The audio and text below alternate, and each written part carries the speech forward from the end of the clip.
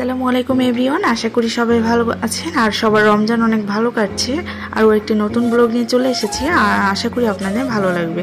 তো এখন সকাল 12টা বাজে, আমি রান্নাবান্না শুরু করে দিয়েছি। এখানে ডাল রান্না করছি আর রান্না করছি পুঁইশাক দিয়ে মিষ্টি কুমার।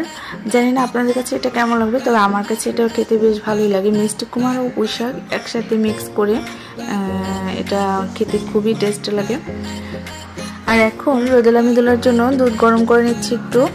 আর রান্নাটা আমি একটু তাড়াতাড়ি করে ফেলি, কারণ রোদেলা মিদুলা তো রোজা না, ওদের জন্য দুপুরে লাঞ্চের জন্য হয়ে যায় আর আমার রান্নার ঝামেলাটাও তাড়াতাড়ি শেষ হয়ে যায়।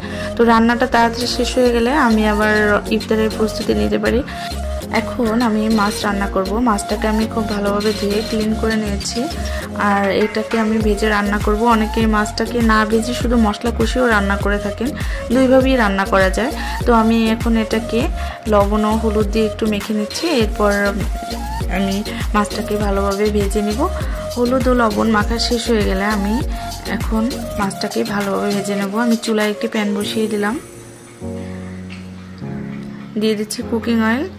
তেলটা গরম হওয়া পর্যন্ত অপেক্ষা করব।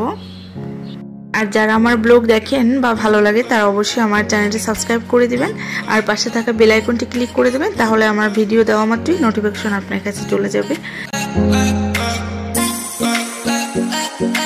তো তেলটা গরম হয়ে গেছে, আমি একে একে মাছগুলো খুব সাবধানে দিয়ে দিচ্ছি।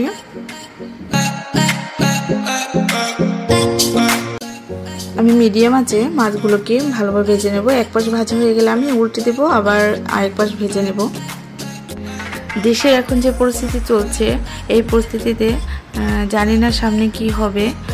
আর বাচ্চারা তো বাসায় থাকতে থাকতে একদম বোর হয়ে যাচ্ছে আর মাঝে মাঝে নিজেদেরও আমাদের ভালো লাগে না। আল্লাহ ভরসায় সেফ থাকার চেষ্টা করছি আর আপনারাও সেফলি সবাই যার যার স্থানে থাকবেন। তো মাছটা ভাজা হয়ে গেছে, আমি একটা প্লেটে এটাকে উঠিয়ে নিয়েছি।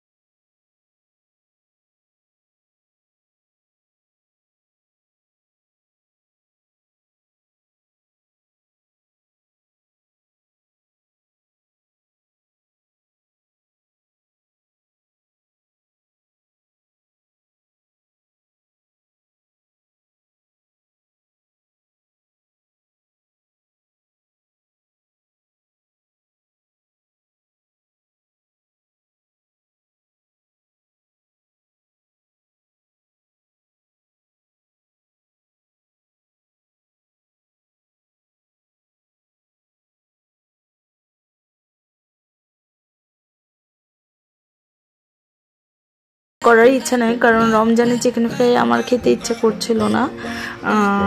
এখন চিন্তা করছি চিকেন দিয়ে অন্য কোনো একটা রেসিপি করব। আমি এখানে চিকেন পাকোড়া তৈরি করব, তো রেসিপিটি আমি আপনাদের সাথে শেয়ার করছি। চিকেন পাকোড়া তৈরি করার জন্য আমি এখানে চিকেন ছোট ছোট করে